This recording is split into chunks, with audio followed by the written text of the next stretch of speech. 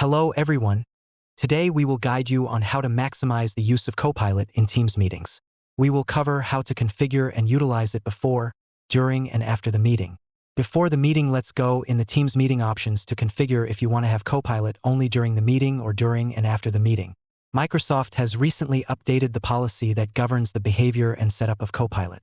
The latest option you will find in the meeting settings is Allow Copilot, where you can choose to enable it only during and after the meeting. This option is crucial whenever there are security and privacy concerns, particularly if you prefer not to have a saved transcription. If a user who has permission to start transcription initiates it during the call, Copilot will indeed be available even after the meeting.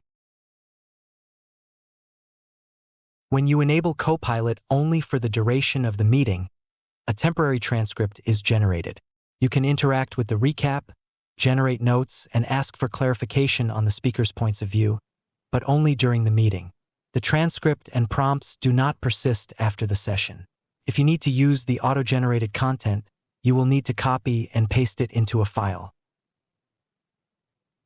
When you enable Copilot for use during and after the meeting, keep in mind that it won't function unless the transcription is started. Therefore, remember to either set the auto-recording option in the meeting settings or initiate the transcription when the meeting begins. This way, all licensed users within the organization will have access to Copilot both during and after the meeting. To interact with Copilot after the meeting, locate the meeting in the Teams chat feed or open it from the calendar. Click on the Recap button and then select Copilot.